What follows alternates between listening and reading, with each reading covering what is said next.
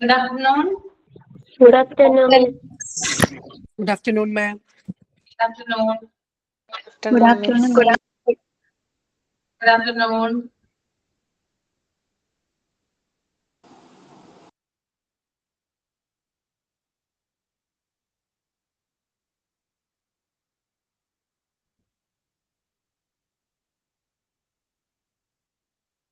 Mock test ചെയ്തില്ലായിരുന്നോ നാബിന്റെ questions ഒക്കെ അപ്പൊ ചെയ്യുന്നുണ്ടല്ലോ അല്ലേ? മോക്ക് ടെസ്റ്റ് ചെയ്തു.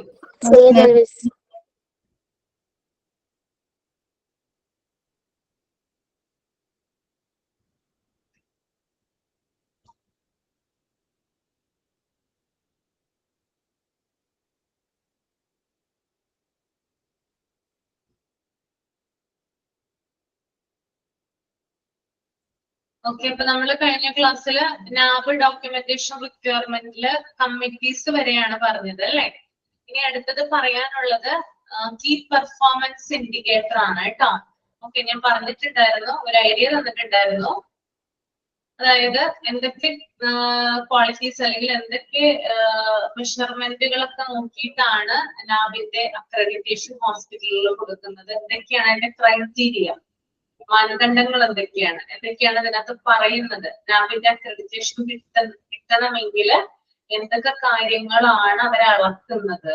ഓക്കെ, അപ്പോ അതാണ് താഴെ കൊടുത്തിരിക്കുന്നത് കേട്ടോ. കീ പെർഫോമൻസ് ഇൻഡിക്കേറ്റർ എന്ന് പറയുന്നത് പെർഫോമൻസ് ലെവലാണ്, എന്തൊക്കെ കാര്യങ്ങളാണ് ഹോസ്പിറ്റലുകൾ ചെയ്യുന്നതെന്നാണ് ആ ഹെഡിങ്ങിൽ പറയുന്നത്. 32 മാൻഡേറ്റഡ് ബൈ നാബ്. അപ്പൊ ഒരു 32 കാര്യങ്ങൾ എന്നാണ് ഇവിടെ പറയുന്നത്. അപ്പോ ഒരു മിനിറ്റ് കേട്ടോ, ഒരു സെക്കൻഡ്.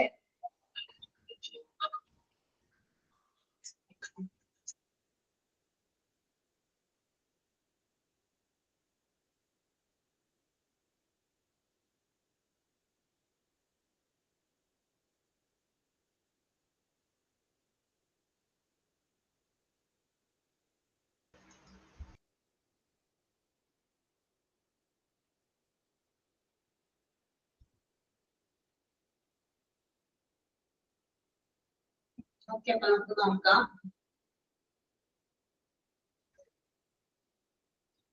അപ്പോ കീ പെർഫോമൻസ് ഇൻഡിക്കേറ്റർ ആണ് നാബിന്റെ. അപ്പൊ ശ്രദ്ധിച്ചിരിക്കുക, പെട്ടെന്ന് മനസ്സിലാവും, എന്നാലും ശ്രദ്ധിച്ചിരുന്നെങ്കിൽ മാത്രമാണ് നമുക്ക് ആ ഒരു ഐഡിയ എന്തൊക്കെയാണ് അവര് ഇതുമായിട്ട് കണക്ട് ചെയ്തിരിക്കുന്ന ഒരു ഐഡിയ കിട്ടുള്ളൂ.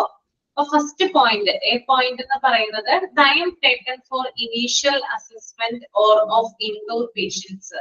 അതായത് ഇൻഡോർ പേഷ്യൻസ് എന്ന് പറഞ്ഞാൽ നമുക്കറിയാം ആശുപത്രിയിൽ അഡ്മിറ്റഡ് ആയിട്ടുള്ള പേഷ്യൻസ് ആണ് എന്ത് ഇൻഡോർ പേഷ്യൻസ് എന്ന് പറയുന്നത്.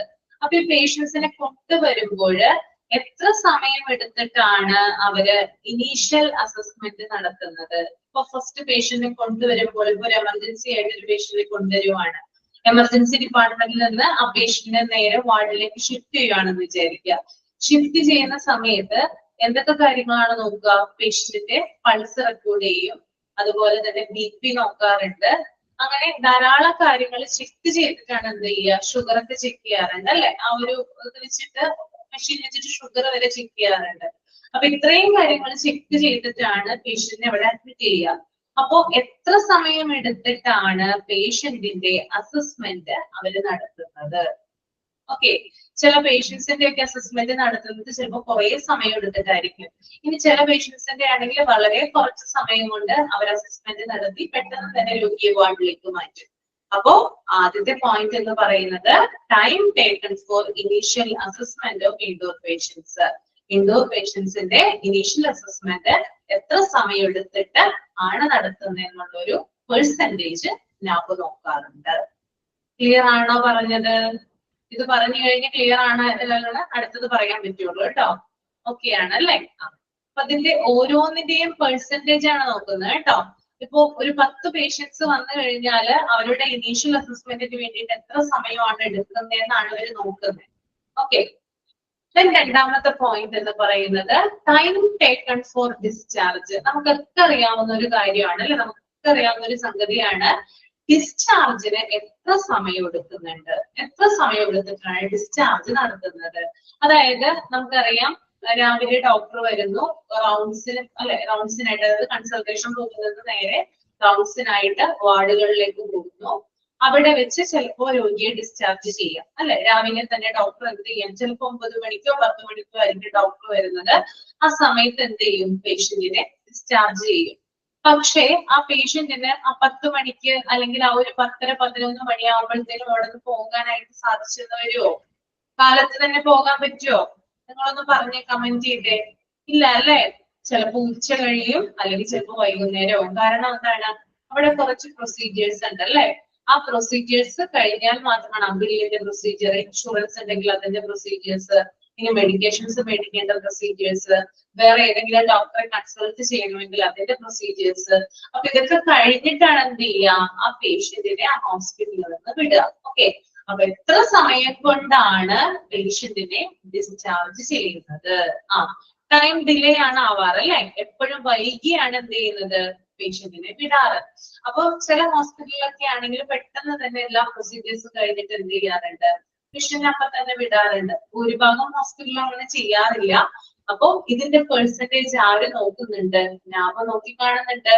നാവ് ചെക്ക് ചെയ്യും. അതായത് അവിടെ വരുന്ന പേഷ്യൻസ്, അതായത് 800 പേഷ്യൻസ് ആണെങ്കിൽ അവിടെ വരുന്ന പേഷ്യൻസിന്റെ ഡിസ്ചാർജ് എത്ര സമയം കൊണ്ടാണ് നടത്തുന്നത്, എപ്പോഴാണ് ആ രോഗിക്ക് പുറത്തേക്ക് പോകാനായിട്ട് സാധിക്കുന്നത്, അതിന്റെ പെർസെന്റേജിനെയാണ് ടൈം ടേക്കൺ ഫോർ ഡിസ്ചാർജ് എന്ന് പറയുന്നത്. ഓക്കെ, ക്ലിയർ അല്ലേ? ഓക്കെ അല്ലേ? ഇനി ഞാൻ പറഞ്ഞു പോവാണ്. എന്തെങ്കിലും ക്ലിയർ ആവാത്തത് ഉണ്ടെങ്കിൽ ലാസ്റ്റ് എന്നോട് ചോദിച്ചാൽ മതി കേട്ടോ. മൂന്നാമത്തത് സി പോയിന്റ് ആണ് കേട്ടോ. Incidence of hospital connected pressure ulcers after admission. Okay, ഈ പ്രഷർ അൾക്കേഴ്സ് എന്ന് പറഞ്ഞാൽ എന്താണ്, ബെഡ് സോർ ആണ്. ബെഡ് സോർ എന്ന് കേട്ടിട്ടുണ്ടോ നിങ്ങള്? അതായത് ദീർഘകാലങ്ങളായിട്ട്, അതായത് ലോങ് ടേം ആയിട്ട് ഒരു പേഷ്യന്റ് ബെഡിൽ കിടക്കുവാണെങ്കിൽ ആ പേഷ്യന്റിന് ചിലപ്പോ ആ ശരീരം, അതായത് ആ ബോഡിയിൽ ഏതെങ്കിലും ഒരു ഭാഗം, ചിലപ്പോ കൈയാകാം അല്ലെങ്കിൽ കാലാകാം, അല്ലെങ്കിൽ ഏതെങ്കിലും ഒരു ഭാഗത്തിന് ടിഷ്യൂസിന് ഡാമേജ് ഉണ്ടാകും. That is bed sore. Okay, അതായത് കുറെ നാൾ അനങ്ങാതെ കിടക്കില്ലേ, കിടപ്പ് രോഗികളൊക്കെ നമ്മൾ കണ്ടിട്ടുണ്ട് അല്ലെ. അപ്പൊ ഇങ്ങനെ ഹോസ്പിറ്റലിൽ വരുന്ന ഇങ്ങനെ കിടക്കുന്ന ചില പേഷ്യൻസ് ഉണ്ട്. ആ പേഷ്യൻസിന് ബെഡ് സോർ ഉണ്ടാവാനുള്ള സാധ്യതയുണ്ട്.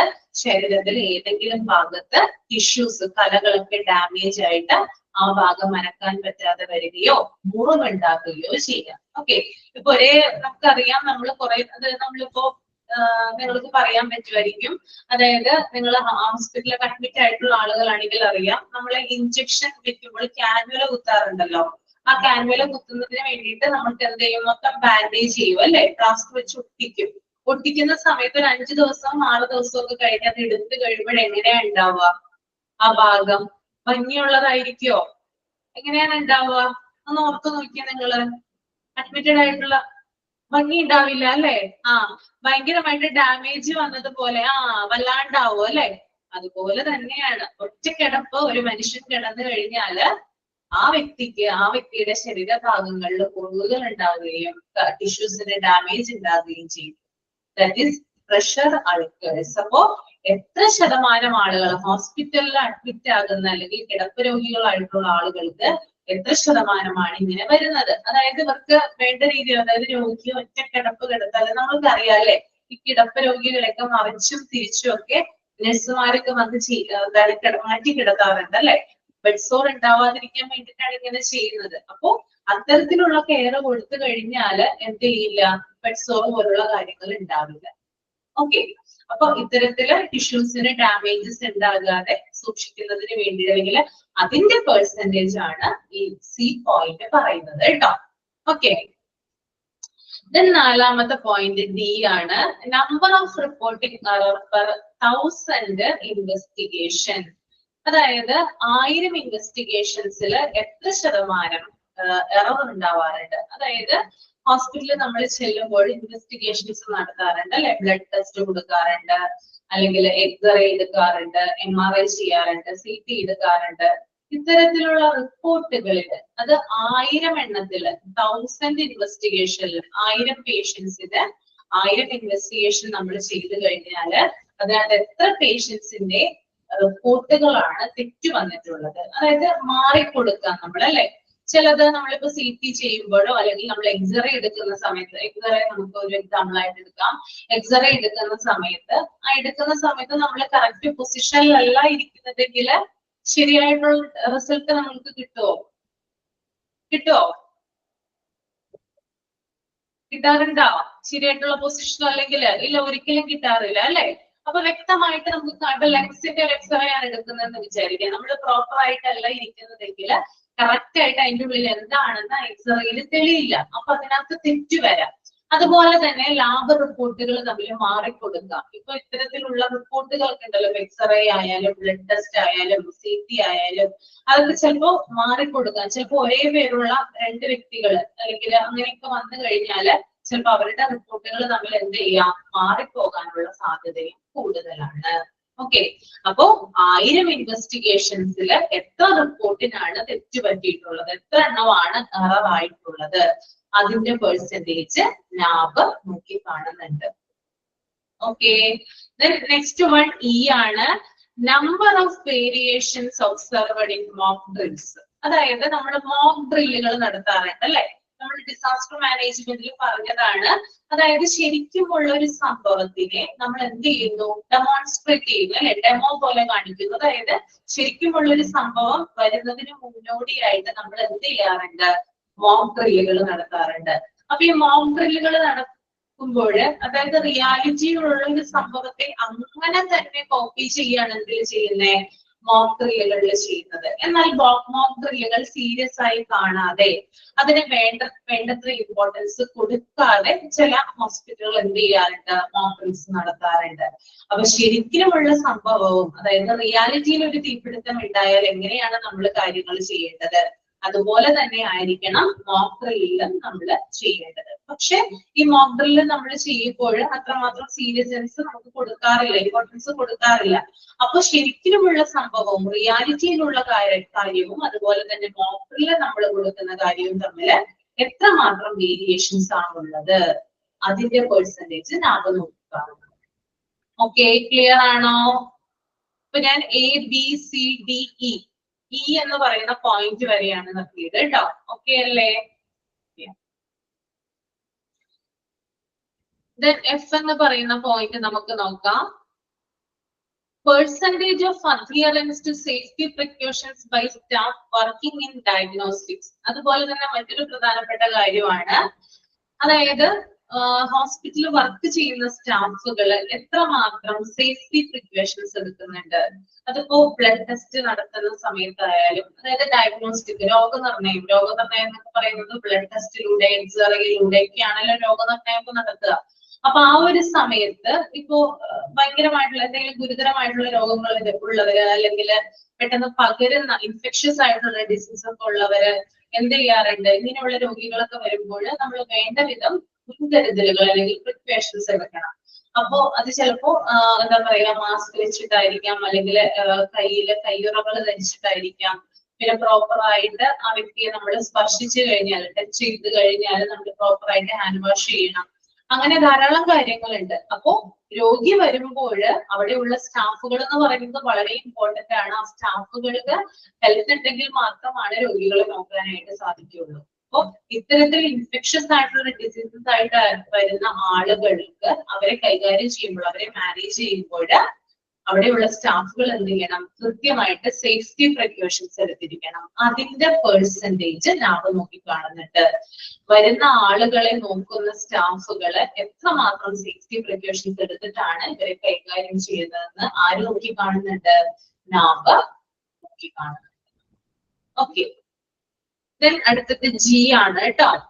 Percentage of medication charts with error prone abbreviation. അതായത് നമുക്കറിയാവുന്ന ഒരു കാര്യമാണ്, ഈ ഒരു മെഡിക്കേഷൻ ചാർട്ട്സിൽ, അതായത് ഡോക്ടേഴ്സ് എഴുതുന്ന പ്രിസ്ക്രിപ്ഷൻ ഒക്കെ ഉണ്ടല്ലോ, ഈ പ്രിസ്ക്രിപ്ഷൻ അനുസരിച്ചിട്ട് ഈ ഉള്ള കാര്യങ്ങൾ, അതായത് ഫാർമസിസ്റ്റിനാണ് നമ്മളത് പാസ് ചെയ്യുന്നത് അല്ലെ, ഡോക്ടേഴ്സിന്റെ പ്രിസ്ക്രിപ്ഷൻ ഫാർമസിസ്റ്റിന് പാസ് ചെയ്യുന്നു.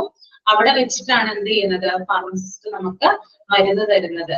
അപ്പൊ ഈ പ്രിസ്ക്രിപ്ഷൻ നേരാവണ്ണം വായിക്കാൻ പറ്റാതെ, അതായത് അതിനകത്ത് എന്തെങ്കിലും തെറ്റുകള്, ഇപ്പോ ഡോക്ടർ എഴുതിയ ഒരു കാര്യം ഈ ഒരു ഫാർമസിസ്റ്റിന് ശരിയായിട്ട് വായിക്കാൻ പറ്റാത്ത വരിക, അല്ലെങ്കിൽ അത് തെറ്റായിട്ട് വായിച്ചിട്ട് തെറ്റായിട്ടുള്ള രീതിയിൽ മരുന്നുകൾ കൊടുക്കുകയും അതുപോലെ തന്നെ എത്ര നേരമാണ് കഴിക്കേണ്ടത് മരുന്നുകൾ. ചില മരുന്നുകൾ ഉണ്ടല്ലോ, വൺസിന്റെ ഡെയിലി, ട്വൈസിന്റെ ഡെയിലി, ഒന്ന് വീതം 2 നേരം, ഒന്ന് വീതം 3 നേരം എന്നൊക്കെ പറഞ്ഞ് നിങ്ങൾക്കറിയാം അല്ലെ, മെഡിസിൻസ് വാങ്ങിക്കുന്നവരാണ്, പറയാനായിട്ട് സാധിക്കും. അങ്ങനെയുള്ള എഴുത്തുകളൊക്കെ നമ്മൾക്ക് കാണാനായിട്ട് സാധിക്കും. അപ്പൊ ഈ ഫാർമസിസ്റ്റിന് ഇത് വായിച്ചിട്ട് അത് മനസ്സിലാക്കാൻ പറ്റാതെ വരിക. നമ്മളിപ്പോ മെഡിക്കൽ ഷോപ്പിലൊക്കെ പോകുന്ന സമയത്ത്, അല്ലെങ്കിൽ ഹോസ്പിറ്റലിന്റെ ഫാർമസിയിലൊക്കെ പോകുന്ന സമയത്ത് നമ്മൾ ഈ ഫാർമസിസ്റ്റിന് അത് കൊടുക്കുമ്പോൾ പുതുതായിട്ട് വരുന്ന ആളുകൾക്കൊന്നും ചിലപ്പോൾ അത് കണ്ടുപിടിക്കാൻ പറ്റില്ല. ഡോക്ടർ എഴുതിയിരിക്കുന്നത് എന്താ, അങ്ങനെ അവരെന്ത് ചെയ്യും, അടുത്തുള്ള ആളുടെ അടുത്ത് ചോദിക്കും, ഇത് നോക്കി ഇത് ഇങ്ങനെയല്ലേ, അങ്ങനെ നിങ്ങൾ കണ്ടിട്ടുണ്ടോ, ഈ മരുന്നാണോ അല്ലെങ്കിൽ ഇത് ഇത്ര നേരമാണോ എന്ന് ചോദിക്കുന്നതൊക്കെ കണ്ടിട്ടുണ്ടോ? കണ്ടിട്ടുണ്ട് അല്ലേ? ഓക്കെ. അപ്പോ എത്രമാത്രം, അതായത് ഡോക്ടർ എഴുതിയ കുറിപ്പ് അല്ലെങ്കിൽ ആ ഒരു പ്രിസ്ക്രിപ്ഷൻ വായിച്ച് മനസ്സിലാക്കാൻ പറ്റാതെ വരിക, അല്ലെങ്കിൽ വായിക്കുന്നതിൽ എന്തെങ്കിലും മിസ്റ്റേക്ക് വരിക, ഇങ്ങനെയുള്ള പെർസെന്റേജ് നാബ് നോക്കുന്നുണ്ട്. അതായത് വരുന്ന പേഷ്യൻസിൽ എത്ര പ്രിസ്ക്രിപ്ഷൻ അല്ലെങ്കിൽ എത്രമാത്രം തെറ്റുകളാണ് അതിനകത്ത് വായിച്ചെടുക്കാൻ പറ്റുന്നത്, അല്ലെങ്കിൽ അത് ശരിയായിട്ടാണോ കൊടുക്കുന്നത് എന്നുള്ള പെർസെന്റേജ് കേട്ടോ. ഓക്കെ. Then H എന്ന് പറയുന്നത് percentage of inpatients developing unfavourable drug reaction. അതായത് ഇൻപേഷ്യൻസ് ആയിട്ടുള്ള ആളുകൾക്ക്, അതായത് ഹോസ്പിറ്റലിൽ അഡ്മിറ്റ് ആയിട്ടുള്ള ആളുകൾക്ക് ചില മരുന്നുകൾ കൊടുക്കാറുണ്ട് അല്ലെ. അഡ്മിറ്റ് ചെയ്യുന്ന സമയത്ത് എന്ത് ചെയ്യാറുണ്ട്, ചില മരുന്നുകൾ കൊടുക്കാറുണ്ട്. ഇങ്ങനെ മരുന്നുകൾ കൊടുക്കുന്ന സമയത്ത് അവർക്ക് ഡ്രഗ് റിയാക്ഷൻ ഉണ്ടാകാറുണ്ട്. Drug reaction means adverse reaction ആണ്.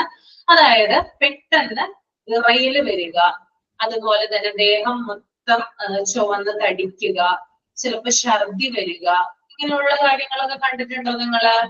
മരുന്ന് കൊടുക്കുന്നത് മൂലം വിറയ്ക്കുന്നത് കാണാനൊക്കെ സാധിക്കും ചില പേഷ്യൻസ്. അതുകൊണ്ട് തന്നെയാണ്, അതായത് എന്തെങ്കിലും മരുന്ന് നമ്മൾ ട്രീറ്റ്മെന്റ് സ്റ്റാർട്ട് ചെയ്യുന്ന സമയത്ത് അവർ അലർജി ഉണ്ടോ എന്ന് ടെസ്റ്റ് ചെയ്യാനായിട്ട് ഒരു ജസ്റ്റ് ഒരു സൂചി കൊണ്ടൊരു കുത്തില്ലേ, ഓർമ്മയുണ്ടോ? എല്ലാ ഹോസ്പിറ്റലിലും എല്ലാ നഴ്സുമാരും ചെയ്യുന്ന ഒരു കാര്യമാണ് അല്ലെ. അലർജിയുടെ ടെസ്റ്റ് ആണ് നമ്മൾ ഒരു ടെസ്റ്റ് ചെയ്യും. ആ ടെസ്റ്റില് നമ്മുടെ കൈയുടെ ഭാഗത്ത് അല്ലെങ്കിൽ നമുക്ക് ചൊറിച്ചില് അല്ലെങ്കിൽ ചുവന്ന് തീർത്ത് വരിക അങ്ങനെയുള്ള കാര്യങ്ങളൊക്കെ ഉണ്ടായി കഴിഞ്ഞാല് ആ മരുന്നിനോട് നമുക്ക് അലർജിയാണെന്ന് മനസ്സിലാവും അല്ലെ. അപ്പോ ഇത്തരത്തിൽ, അതായത് ഈ ഡ്രഗ് റിയാക്ഷൻ മൂലം, അതായത് പെട്ടെന്ന് ഒരു മരുന്ന് കുത്തിവെച്ചു, ആ മരുന്നിന്റെ ഇതില് ആ പേഷ്യന്റിന് പെട്ടെന്ന് വിറയല് വരിക, അതുപോലെ ഛർദി വരിക, ദേഹം മൊത്തം ചുവന്ന് തടിക്കുക, അല്ലെങ്കിൽ ചൊറിച്ചില് വരിക, അങ്ങനെയുള്ള കാര്യങ്ങളൊക്കെ എത്ര പെർസെന്റേജ് ആണെന്നാണ് ഇതിനകത്ത് പറയുന്നത്. അങ്ങനെ വരുന്ന പേഷ്യൻസിൽ, അതായത് അവിടെയുള്ള ഇൻഡോർ പേഷ്യൻസിൽ എത്ര ശതമാനം പേർക്ക് ഇത്തരത്തിലുള്ള ഡ്രഗ് റിയാക്ഷൻ ഉണ്ടായിട്ടുണ്ട്, അതിന്റെ പെർസെന്റേജ് ആണ് ഇവിടെ നോക്കിക്കാണുന്നത് കേട്ടോ. Okay, that is unfavourable drug reaction. Then അടുത്തത് ഐ ആണ്. ഐ പോയിന്റ് എന്ന് പറയുന്നത് percentage of unplanned return to OT.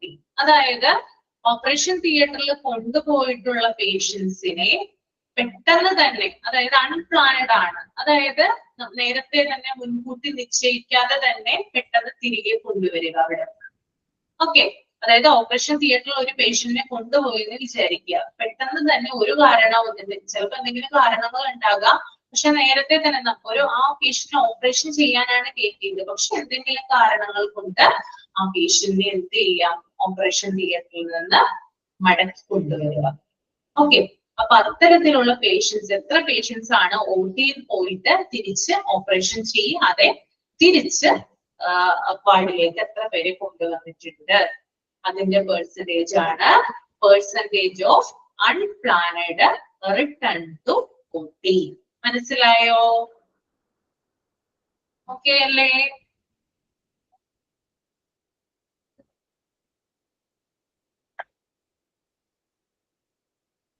Next one, നമ്മുടെ പേരുമായിട്ട് ചില ബന്ധങ്ങളൊന്നും ഇല്ലാത്ത പദമാണ് കേട്ടോ ഞാൻ ഇനി അടുത്തത് പറയാൻ പോകുന്നത്.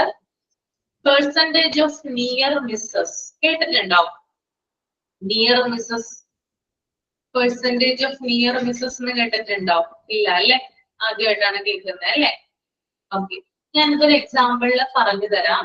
ആദ്യം ജസ്റ്റ് ഒന്ന് ഞാനൊന്ന് സൂചിപ്പിക്കാം എന്താണെന്ന് കേട്ടോ. നിയർ മിസ്സസ് എന്ന് പറഞ്ഞാല് അതായത് പേഷ്യന്റിന് എന്തെങ്കിലും അപകടങ്ങൾ ഉണ്ടാകാൻ പോകുന്ന സമയത്ത്, എന്തെങ്കിലും അപകടം, അത് ഭയങ്കരമായിട്ടുള്ള അപകടങ്ങളല്ല, എന്തെങ്കിലും അപകടങ്ങൾ ഉണ്ടാകാൻ പോകുന്ന സമയത്തിന് തൊട്ട് മുമ്പായിട്ട് നഴ്സ് അല്ലെങ്കിൽ ഫാർമസിസ്റ്റ് അത് തിരിച്ചറിയുന്നതിനെയാണ് നിയർ മിസ്സസ് എന്ന് പറയുന്നത്. ഓക്കെ, ഇപ്പൊ ഞാൻ പറഞ്ഞത് ചിലപ്പോ നിങ്ങൾക്ക് ഐഡിയ കിട്ടിയിട്ടുണ്ടാവില്ല. ഒരു എക്സാമ്പിൾ പറഞ്ഞുതരാം, അപ്പൊ നിങ്ങൾക്ക് പെട്ടെന്ന് മനസ്സിലാവും. അതായത് നമ്മൾ ഫാർമസിയിൽ മരുന്ന് വാങ്ങിക്കാൻ പോകുന്നു എന്ന് വിചാരിക്കുക. അപ്പൊ പ്രിസ്ക്രിപ്ഷൻ കൊടുത്തു, നമ്മള് ഫാർമസിസ്റ്റിന് പ്രിസ്ക്രിപ്ഷൻ കൊടുത്തു. പ്രിസ്ക്രിപ്ഷൻ കൊടുത്തതിന് ശേഷം നമ്മൾ അവിടെ വെയിറ്റ് ചെയ്യുമല്ലോ. ദെൻ നേരെ ഫാർമസിസ്റ്റ് പോയിട്ട് മരുന്ന് എടുത്തുകൊണ്ട് വരും. അതിനു മുമ്പായിട്ട് നമ്മളവിടെ ബില്ലിങ് കാര്യങ്ങളൊക്കെ നടത്തിയിട്ടുണ്ടാവും. മരുന്ന് എടുത്തുകൊണ്ട് വരും. മരുന്ന് എടുത്തുകൊണ്ട് വരുന്ന സമയത്ത് നമ്മൾക്ക് തരുന്ന സമയത്ത്, അതായത് പ്രിസ്ക്രിപ്ഷൻ കൊടുക്കുന്നു, ഫാർമസിസ്റ്റ് മരുന്ന് എടുക്കാനായിട്ട് സ്റ്റോറിൽ പോകുന്നു, എടുത്തുകൊണ്ട് വരുന്ന സമയത്ത് നമ്മുടെ കയ്യിലോട്ട് പാസ് ചെയ്യാനായിട്ട് പോകും. ഈ പാസ് ചെയ്യാൻ പോകുന്ന സമയത്ത് പെട്ടെന്ന് ഫാർമസിസ്റ്റ് എന്ത് ചെയ്യും? ഈ മരുന്ന് നമ്മുടെ കയ്യിൽ നിന്ന് വിഡ്രോ ചെയ്യും, പിൻവലിക്കും. എന്നിട്ട് നേരെ പോയിട്ട് ആ മരുന്ന് അവിടെ വെച്ചിട്ട് വേറെ മരുന്ന് എടുത്തുകൊണ്ട് വരും. ഇങ്ങനെയുള്ള ഇൻസിഡന്റ് ഉണ്ടായിട്ടുണ്ടോ ആർക്കെങ്കിലും? ഉണ്ടാവാൻ സാധ്യത കുറവാണ്, എന്നാലും ഞാൻ ചോദിക്കുകയാണ്, ഉണ്ടായിട്ടുണ്ടോ? ഇല്ല, ഉണ്ടായിട്ടില്ല അല്ലെ? ഇല്ല അല്ലെ? ഓക്കെ ഓക്കെ, ഇല്ലെങ്കിൽ നല്ല കാര്യം. അതായത് ഫാർമസിസ്റ്റ് എടുത്ത മരുന്ന് തെറ്റായിട്ടുള്ള മരുന്നാണ്. ഓക്കെ, അവർക്കത് വായിച്ചിട്ട് ചിലപ്പോൾ നേരത്തെ നമ്മൾ പറഞ്ഞല്ലോ മനസ്സിലാവാത്തത് കൊണ്ടാവാം. അപ്പൊ അത് എടുത്തിട്ട് ഒരു തെറ്റായിട്ടുള്ള മരുന്നാണ് നമുക്ക് എടുത്തുകൊണ്ട് തന്നത്. പക്ഷെ ആ സമയത്ത്, അതായത് നമ്മുടെ കയ്യിലോട്ട് പാസ് ചെയ്യാൻ പോകുന്ന സമയത്ത് അവർക്ക് മനസ്സിലായി ഇതിനകത്ത് എന്തോ പെശക് പറ്റിയിട്ടുണ്ട്. വീണ്ടും എന്ത് ചെയ്തു? അവര് അത് അവിടെ കൊണ്ടുവച്ചിട്ട് ശരിയായിട്ടുള്ള മരുന്ന് കൊടുത്തു. ഇതിനെയാണ് നിയർ മിസ്സസ് എന്ന് പറയുന്നത്. അതായത് പേഷ്യന്റ് അപകടം ഉണ്ടാകാൻ പോകുന്ന, അതായത് ആ മരുന്ന് കൊടുത്തു കഴിഞ്ഞാൽ എന്തായി? പേഷ്യന്റ് എന്തായാലും അപകടം പറ്റുമോ അല്ലെ? കാരണം ആ മരുന്ന് പേഷ്യന്റ് കഴിക്കും. ആ അപകടം ഉണ്ടാകാൻ പോകുന്ന സമയത്തിന് മുമ്പായിട്ട് നഴ്സ് അല്ലെങ്കിൽ ഫാർമസിസ്റ്റ് ശരിയായിട്ടുള്ള കാര്യം തിരിച്ചറിയുന്നതിനെയാണ് എന്ത് പറയുന്നത്? നിയർ മിസ്സസ് എന്ന് പറയുന്നത്. ക്ലിയർ ആണോ? ഓക്കെ.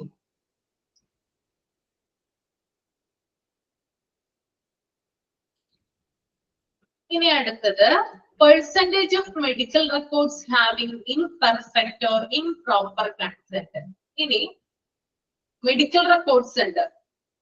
ഈ മെഡിക്കൽ റെക്കോർഡ് എത്ര എണ്ണമാണ് ഇംപെർഫെക്റ്റ് ആയിട്ടുള്ളത്? അതായത് പ്രോപ്പർ ആയിട്ട് പേര്, ഏജ്, അതുപോലെ തന്നെ അഡ്രസ്, ഫോൺ നമ്പർ, ഇത്തരത്തിലുള്ള ഡീറ്റെയിൽസ് ഇല്ലാത്ത മെഡിക്കൽ റെക്കോർഡ്സ് എത്ര എണ്ണമാണ്? അതിന്റെ പെർസെന്റേജ് നോക്കാറുണ്ട്. ഓക്കെ, നമ്മുടെ മെഡിക്കൽ റെക്കോർഡ് എന്ന് പറയുമ്പോൾ എല്ലാവരും അതിനകത്ത് വേണം അല്ലെ? എല്ലാ കറക്റ്റ് ഡീറ്റെയിൽസും അതിനകത്ത് ഉണ്ടെങ്കിലാണ് എന്ത് ചെയ്യാൻ പറ്റുക? നമുക്ക് രോഗിയെ ശരിയായിട്ട് ചികിത്സിക്കാനായിട്ട് സാധിക്കുള്ളൂ അല്ലെ? അല്ലെങ്കിൽ എന്തെങ്കിലും രോഗിയുമായി ബന്ധപ്പെട്ട ഇൻഫോർമേഷൻസ് നമ്മൾക്ക് വീട്ടുകാരെ അറിയിക്കാനായിട്ട് സാധിക്കുള്ളൂ. അപ്പൊ ഇത്തരത്തിൽ, അതായത് ഇംപെർഫെക്റ്റ് ആയിട്ടുള്ള മെഡിക്കൽ റെക്കോർഡ്സിന്റെ പെർസെന്റേജ് എത്ര പെർസെന്റേജ് ആണെന്ന് നോക്കാറുണ്ട്. ഓക്കെ, അതുപോലെ തന്നെ ഇംപ്രോപ്പർ കൺസെന്റ്. ചില നമുക്കറിയാം, ഇപ്പൊ ഇൻഡോർ പേഷ്യൻസിന്റെ ഒക്കെ ആണെങ്കിൽ അവര് വരുമ്പോൾ ബന്ധുക്കളുടെ കയ്യിൽ നിന്നോ അല്ലെങ്കിൽ അതായത് അഡ്മിറ്റ് ആകുന്ന സമയത്ത് പേഷ്യന്റിന്റെ കയ്യിൽ നിന്നോ ബന്ധുക്കളുടെ കയ്യിൽ നിന്നോ കൺസെന്റ് ഫോം സൈൻ ചെയ്ത് വാങ്ങാറുണ്ട് അല്ലെ? അപ്പോ ഇതിനകത്ത്, അതായത് ഈ മെഡിക്കൽ റെക്കോർഡില് എത്ര മാത്രമാണ് ഇംപ്രോപ്പർ ആയിട്ടുള്ള കൺസെന്റ് ഉള്ളത്? അതായത് ശരിയായിട്ടുള്ള രീതിയിൽ എഴുതാതെ, ശരിയായ വിവരങ്ങൾ ഇല്ലാതെ, അല്ലെങ്കിൽ ശരിയായിട്ടുള്ള സൈൻ ചെയ്യാതെയുള്ള കൺസെന്റുകൾ എത്ര മാത്രമാണ്? അതിന്റെ പെർസെന്റേജ് നോക്കാറുണ്ട്. ഓക്കെ, അപ്പോ ഇംപ്രോപ്പർ ആയിട്ടുള്ള, ഇംപെർഫെക്റ്റ് ആയിട്ടുള്ള മെഡിക്കൽ റെക്കോർഡുകളുടെ പെർസെന്റേജും അതുപോലെ തന്നെ ഇംപ്രോപ്പർ ആയിട്ടുള്ള കൺസെന്റുകളുടെ പെർസെന്റേജും നമുക്ക് നോക്കിക്കാണുന്നുണ്ട്. ഓക്കെ, അതുപോലെ തന്നെ percentage of transfusion reaction. Transfusion reaction എന്ന് പറഞ്ഞാൽ എന്താണ്? കേട്ടിട്ടുണ്ടോ? ട്രാൻസ്ഫ്യൂഷൻ റിയാക്ഷൻ, ബ്ലഡ് ട്രാൻസ്ഫ്യൂഷൻ അല്ലെ? ബ്ലഡ് ട്രാൻസ്ഫർ ചെയ്യുന്ന സമയത്ത് നമുക്കറിയാം, ബ്ലഡ് ട്രാൻസ്ഫർ ചെയ്യുന്ന സമയത്തൊക്കെ എന്തെങ്കിലും അലർജീസ് അല്ലെങ്കിൽ എന്തെങ്കിലും, അതായത് അഡ്വേഴ്സ് ആയിട്ടുള്ള റിയാക്ഷൻസ് ഉണ്ടാവാറുണ്ട് അല്ലെ? ചിലപ്പോ വിറയല് വരിക, ബ്ലഡ് ട്രാൻസ്ഫർ ചെയ്യുന്ന സമയത്ത് വിറയല് വരാം, അല്ലെങ്കിൽ എന്താ പറയാ തലകറക്കം വരാം, അങ്ങനെ കുറെ കാര്യങ്ങളൊക്കെ ഉണ്ടാവാറുണ്ട്. അപ്പോ ബ്ലഡ് ട്രാൻസ്ഫ്യൂഷൻ സമയത്ത് ഉണ്ടാകുന്ന റിയാക്ഷന്റെ പെർസെന്റേജ് ആണ് ഇവിടെ നാബ് നോക്കുന്നത് കേട്ടോ. ഓക്കെ, then next M ആണ് ഞാൻ പറയുന്നത്. Percentage of cases who received suitable prophylactic antibiotics within the specific time frame. അതായത് നമ്മൾ ഏതെങ്കിലും ഒരു സർജറിക്ക് മുമ്പായിട്ടോ അല്ലെങ്കിൽ ഏതെങ്കിലും ഒരു സ്പെഷ്യൽ ട്രീറ്റ്മെന്റിന്റെ ഭാഗമായിട്ടോ നമ്മൾ എന്ത് ചെയ്യാറുണ്ട്? ആന്റിബയോട്ടിക്സ് രോഗികളിൽ കുത്തിവെക്കാറുണ്ട് അല്ലെ, അല്ലെങ്കിൽ കൊടുക്കാറുണ്ട്. അപ്പൊ ആന്റിബയോട്ടിക്സ് കൊടുക്കുന്നത് അത് എത്ര സമയത്തിനുള്ളിലാണ് നമ്മൾ കൊടുക്കുന്നത്? ഇപ്പൊ നമ്മളൊരു സർജറിക്ക് രോഗിയെ കൊണ്ടുപോവുകയാണെങ്കിൽ ഇത്ര സമയത്തിന് മുമ്പ് വേണം എന്ത് ചെയ്യാൻ? ആന്റിബയോട്ടിക്സ് രോഗികൾക്ക് കൊടുക്കാനായിട്ട്. അപ്പൊ അതിന്റെ ടൈം ഫ്രെയിം, എത്ര സമയത്തിനുള്ളിലാണ് രോഗികൾക്ക് ഇത്തരത്തിലുള്ള ആന്റിബയോട്ടിക്കുകൾ കൊടുക്കുന്നതിനുള്ള ഒരു പെർസെന്റേജ് ഇവിടെ നാബ് നോക്കി കാണുന്നുണ്ട്. ഓക്കെ, എം വരെ ക്ലിയർ ആണോ? എം വരെ ഓക്കെ ആണോ? ഓക്കെ, ക്ലിയർ ആണ് അല്ലെ? Then next one, percentage of surgeries where the organization's procedure to prevent hostile events like wrong site, wrong patient and wrong surgery have been adhered to. അതായത് സർജറീസിന്റെ percentage ആണ് കേട്ടോ ഇവിടെ പറയുന്നത്. അതായത് സർജറീസിനൊക്കെ കൊണ്ടുപോകുന്ന സമയത്ത് ചില രോഗികൾ എന്ത് ചെയ്യാറുണ്ട്? സ്ഥലം മാറി കൊണ്ടുപോകാറുണ്ട്. അതായത് ഓപ്പറേഷൻ തിയേറ്ററിലേക്ക് പോകുന്നതിന് പകരം വേറെ സ്ഥലത്തേക്ക് എന്ത് ചെയ്യാറുണ്ട്? രോഗികളെ കൊണ്ടുപോകാറുണ്ട്. അതിനെയാണ് റോങ് സൈറ്റ് എന്ന് പറയുക കേട്ടോ. അതായത് തെറ്റായ സ്ഥലത്തേക്ക് രോഗിയെ കൊണ്ടുപോകുക. ഓക്കെ, ദെൻ റോങ് പേഷ്യന്റ്, അതായത് പേഷ്യന്റ് തമ്മിൽ മാറി പോവുക. ഇപ്പൊ ഞാൻ നേരത്തെ പറഞ്ഞു, ഒരേ പേരുള്ള രണ്ട് വ്യക്തികളൊക്കെ ഉണ്ടെങ്കിൽ അവര് തമ്മിൽ എന്ത് ചെയ്യാറുണ്ട്? സർജറി അവർ ചെയ്യുന്നുണ്ടെങ്കിൽ രണ്ടുപേരും ഒരേ സർജറി അല്ലെങ്കിൽ ഒരേ പാർട്ടിനാണ് സർജറി ഒക്കെ ചെയ്യുന്നതെങ്കിൽ എന്ത് ചെയ്യാറുണ്ട്? രോഗികളെ തമ്മിൽ മാറിപ്പോകാറുണ്ട് അല്ലെ? നമ്മൾ വാർത്തകളിലൊക്കെ കാണാറില്ലേ? പേഷ്യന്റ് മാറിപ്പോയി, രോഗി മാറിപ്പോയി എന്നൊക്കെ സർജറി ചെയ്തപ്പോ കാണാറില്ലേ നിങ്ങള്? റോങ് പേഷ്യന്റ്, അതായത് പേഷ്യൻസ് തമ്മിൽ മാറിപ്പോവുക. ഓക്കെ, ദെൻ റോങ് സർജറി, അതായത് തെറ്റായിട്ടുള്ള ശസ്ത്രക്രിയ നടത്തുക. അതായത് തലയ്ക്കായിരിക്കും ചിലപ്പോൾ സർജറി നടത്തേണ്ടത്, ചിലപ്പോ ത്രോട്ടിനായിരിക്കും ഒരു സർജറി നടത്തിയിരിക്കുന്നത്. ഓക്കെ, തലയ്ക്കാണ് നടത്തേണ്ടത്, പക്ഷെ തൊണ്ടയുടെ ഭാഗത്താണ് സർജറി ചെയ്തതെന്ന് വിചാരിക്കുക. അപ്പൊ എന്താണ്? റോങ് സർജറിയാണിത്, തെറ്റായിട്ടുള്ള സർജറിയാണ് നടത്തിയത്.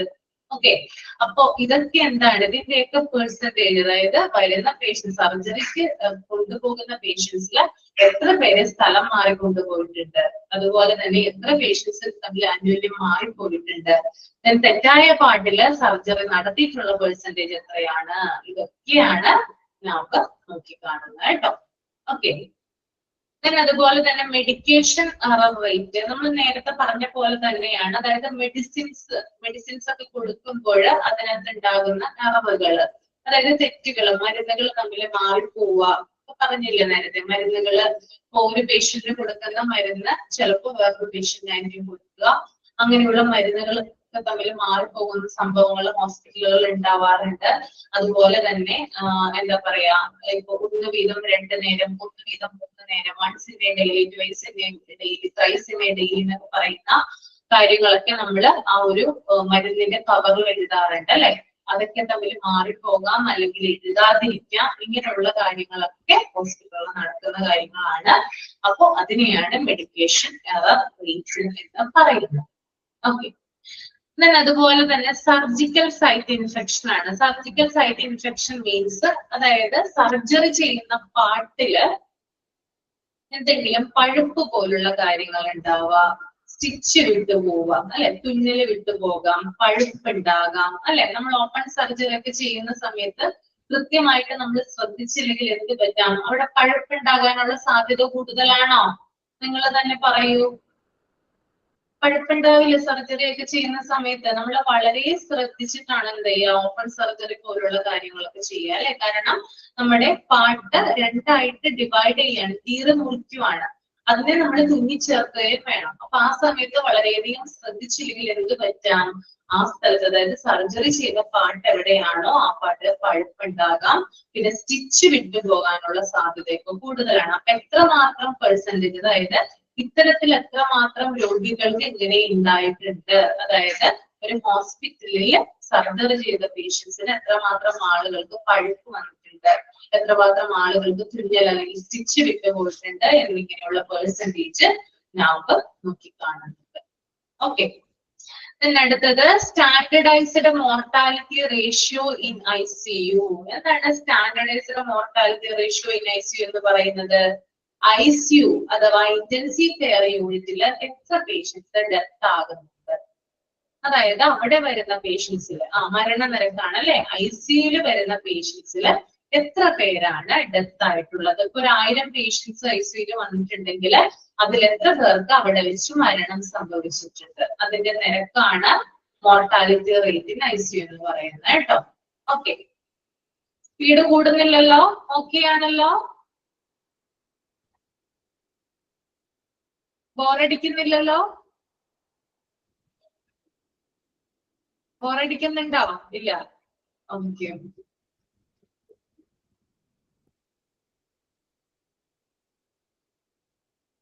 the next one, return to the emergency department within 72 hours with similar presenting complaints. അതായത് എമർജൻസി ഡിപ്പാർട്ട്മെന്റിൽ നിന്ന് ഡിസ്ചാർജ് വാങ്ങിച്ചു പോയിട്ടുള്ള പേഷ്യൻസ് 72 മണിക്കൂറിനുള്ളിൽ അതേ പ്രശ്നവുമായിട്ട് വീണ്ടും എമർജൻസി ഡിപ്പാർട്ട്മെന്റിൽ വരിക.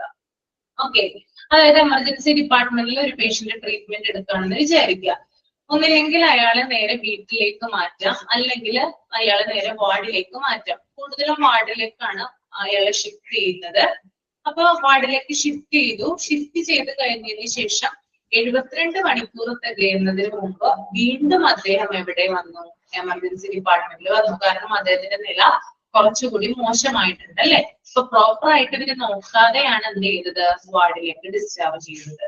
അപ്പൊ എത്ര പേഷ്യൻസ് ആണ് എമർജൻസി ഡിപ്പാർട്ട്മെന്റിൽ നിന്ന് ഡിസ്ചാർജ് ചെയ്തിട്ടുള്ള പേഷ്യൻസിലെ 72 മണിക്കൂറിനുള്ളിൽ എത്ര പേഷ്യൻസ് ആണ് വീണ്ടും അവിടേക്ക് വന്നത്?